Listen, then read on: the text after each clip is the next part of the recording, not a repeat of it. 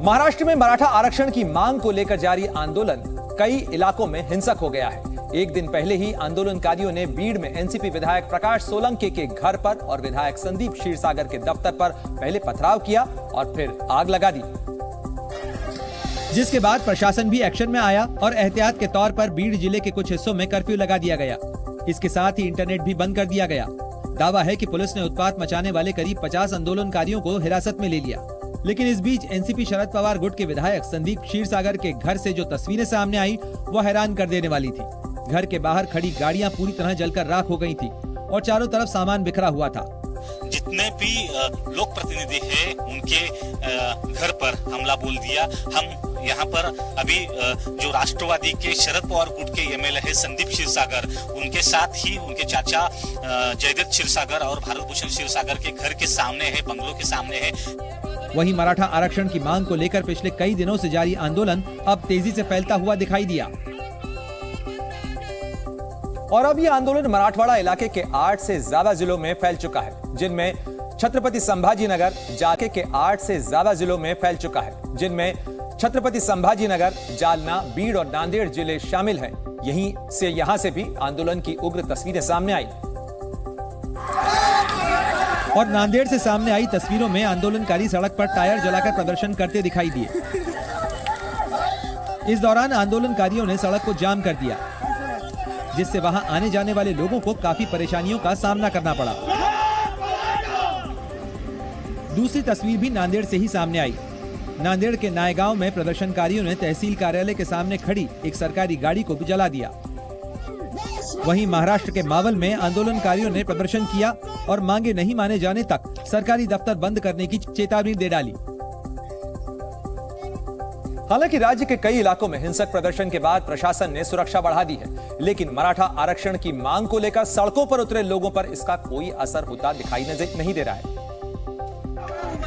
क्योंकि आंदोलनकारियों का साफ कहना है कि जब तक उनकी मांगे पूरी नहीं हो जाती वो पीछे नहीं हटने वाले और यही वजह है कि वो अपने अपने तरीके से प्रदर्शन करते नजर आए। यवतमाल के उमरखेड़ा इलाके में तो कुछ लोगों ने गर्दन तक पानी में उतरकर प्रदर्शन किया। मैं आपको मुंबई की तस्वीरें दिखाता हूं सीधा। यहाँ पर आप तस्वीरों में देखिए कि किस तरह से मराठा आंदोलन के जो कार्यकर्ता हैं, वहाँ के जो आंदोलनकारी हैं, वे अपना सिर मुंडवाकर आंदोलन कर रहे हैं। तो वहीं मुंबई के लोगों ने अपना विरोध प्रदर्शन जताने के लिए अनोखा तरीका अपनाया और कई लोगों ने एक साथ अपना सिर मुंडवा लिया। महाराष्ट्र में बीते 13 दिनों से मराठा आरक्षण की मांग को लेकर आंदोलन जारी है। तो वहीं महाराष्ट्र की एकनाथ शिंदे सरकार भी इस आंदोलन को लेकर एक्टिव मोड में आ गई है। मराठा आरक्षण आंदोलन के बीच महाराष्ट्र की कैबिनेट की बैठक भी बुलाई गई, जिसमें मुख्यमंत्री एकनाथ शिंदे, उप मुख्यमंत्री देवेंद्र फडणवीस के साथ कई कैबिनेट मंत्री शामिल हुए। इससे पहले डिप्टी सीएम देवेंद्र फडणवीस ने राज्यपाल से भी मुलाकात की, जहां दोनों के बीच मराठा आरक्षण को लेकर चर्चा हुई। जबकि राज्य के मुख्यमंत्री एकनाथ शिंदे ने खुद मराठा समुदाय के नेता मनोज जरांगे पाटिल से फोन पर बात की, लेकिन उन्होंने कहा कि जब तक आरक्षण नहीं मिल जाता आंदोलन जारी रहेगा। रिजर्वेशन लेने तक ये रुकेगा नहीं।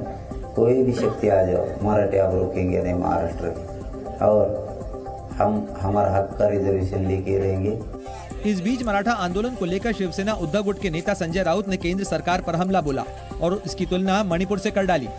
पूरे महाराष्ट्र की हालत मणिपुर जैसी हो गई और मणिपुर के ऊपर जैसे सरकार का ध्यान नहीं है और मणिपुर जल रहा है, वैसे ही महाराष्ट्र। वहीं समाजवादी पार्टी के नेता एसटी हसन ने हिंसा को गलत बताया, लेकिन राज्य में कानून व्यवस्था पर भी सवाल खड़े करिए।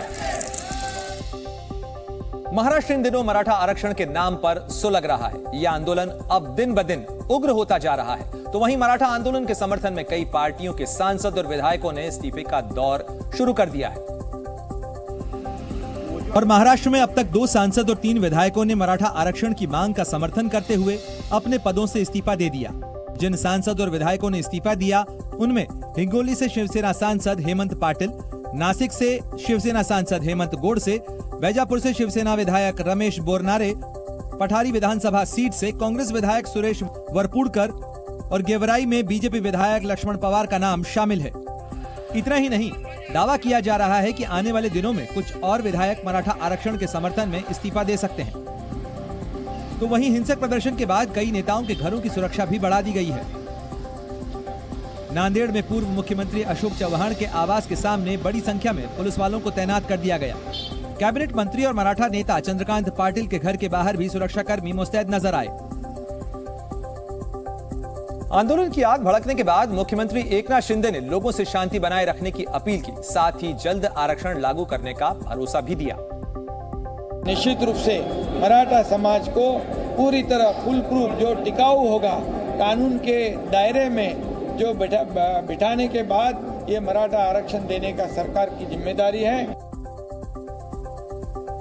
महाराष्ट्र में पिछले करीब एक दशक से मराठा आरक्षण की मांग की जा रही है। 2018 में इसके लिए राज्य सरकार ने कानून भी बनाया था, जिसके मुताबिक मराठा समुदाय को नौकरियों और शिक्षा में करीब 16% का आरक्षण देने की बात कही गई थी। लेकिन अगले ही साल बॉम्बे हाईकोर्ट ने इससे कम करते हुए शिक्षा में 12% और नौकरियों में 13% आरक्षण तक सीमित कर दिया। हाईकोर्ट ने फैसला सुनाते वक्त कहा कि सुप्रीम कोर्ट ने आरक्षण की अधिकतम सीमा 50% तक तय की है, जिसे अपवाद के तौर पर ही पार किया जा सकता है। बाद में जब यह मामला सुप्रीम कोर्ट पहुंचा तो 3 जजों की बेंच ने इस पर रोक लगा दी। कांग्रेस, आम आदमी पार्टी समेत विपक्ष के कई नेताओं ने आज सरकार पर उनकी जासूसी करने का आरोप लगाया और इसके लिए विपक्षी नेताओं ने उनके आईफोन पर आए एक अलर्ट मैसेज का हवाला भी दिया, जिसमें हैकिंग की आशंका जताई गई थी। आम आदमी पार्टी नेता राघव चड्ढा ने केंद्र सरकार पर जासूसी का आरोप लगाते हुए लिखा कि ये जासूसी तब हो रही है जब आम चुनाव में कुछ ही महीने रह गए हैं। ये विपक्षी दलों पर बड़ा हमला है, जो पहले ही जांच एजेंसियों की राजनीति से प्रेरित कार्रवाई का सामना कर रहे हैं। कांग्रेस नेता शशि थरूर ने भी सरकार पर तंज कसते हुए लिखा कि खुशी है मेरे जैसे करदाताओं के खर्च पर अंडर एम्प्लॉयड अधिकारियों को व्यस्त रखा जा रहा है। क्या कोई और जरूरी काम नहीं है करने के लिए? वहीं AIMIM चीफ असदुद्दीन ओवैसी ने इशारों में निशाना साधते हुए लिखा कि खूब पर्दा है कि चिलमन से लगे बैठे हैं, साफ छुपाते भी नहीं हैं, सामने आते भी नहीं हैं। विपक्षी नेताओं के केंद्र सरकार पर जासूसी का आरोप लगाते ही राहुल गांधी ने भी सरकार को घेरा और कहा कि ये सब एक व्यक्ति को बचाने के लिए किया जा रहा है। उन्होंने इशारों में प्रधानमंत्री मोदी और उद्योगपति गौतम अडानी पर निशाना साधा। नरेंद्र मोदी जी की आत्मा अडानी में है। तोता कहीं बैठा है, राजा कहीं बैठा है। विपक्षी नेताओं की जासूसी का मुद्दा उठाते हुए राहुल गांधी ने कहा कि हम डरने वाले नहीं, लड़ने वाले लोग हैं। जितनी टैपिंग करनी है कर लो, कोई फर्क नहीं पड़ता, मुझे तो कोई फर्क नहीं पड़ता। अगर आपको मेरा फोन चाहिए मैं दे देता हूं, आपको उठा के ले लो। समाजवादी पार्टी अध्यक्ष अखिलेश यादव ने कहा कि सरकार को डर सता रहा है। जासूसी क्या होगा किसी की जानकारी हासिल करके, जब जनता ही आपके खिलाफ है। सरकार पर आरोप लगा रहे विपक्षी नेताओं पर बीजेपी नेता रविशंकर प्रसाद ने पलटवार किया। ऐसा है तो फिर कह रहा हूं, FIR क्यों नहीं करते? एप्पल को प्रोटेस्ट क्यों नहीं करते? ये पहली बार नहीं है जब विपक्ष ने केंद्र सरकार पर फोन हैकिंग का आरोप लगाया है। विपक्ष का आरोप है कि सरकार सिर्फ विपक्षी नेताओं को टारगेट कर रही है, क्योंकि अगर ऐसा नहीं होता तो जासूसी के जो मैसेज विपक्षी नेताओं को मिले वो बीजेपी के नेताओं के पास भी आते। जबकि ऐसा नहीं हुआ। दिल्ली सरकार में मंत्री और आम आदमी पार्टी के नेता सौरभ भारद्वाज ने इसे सरकारी मशीनरी का दुरुपयोग बताया। ऐसा क्या डर है केंद्र सरकार को कि अब विपक्ष की एक एक स्ट्रेटजी केंद्र सरकार उनके फोन के जरिए जानना चाहती है। इस बीच बीजेपी नेता अमित मालवीय ने कहा कि एप्पल के बयान के बाद विपक्ष के सभी आरोप बेबुनियाद साबित हो गए हैं। इस प्रकार के जो ट्रिगर है वो 150 देशों में कई यूजर्स को उन्होंने भेजे हैं। उसका कारण क्या है वो एप्पल खुद नहीं जानता। जासूसी के मामले ने तूल पकड़ा तो सरकार ने भी अपना रुख साफ किया और कहा कि मामले की जांच की जाएगी। सरकार इस मुद्दे पर बहुत कंसर्न्ड है और इस मुद्दे के तह तक जाएंगे। दरअसल जो मैसेज विपक्ष के कई नेताओं के पास पहुंचा उसमें लिखा था कि उनके फोन को स्टेट स्पॉन्सर अटैकर टारगेट कर रहे हैं।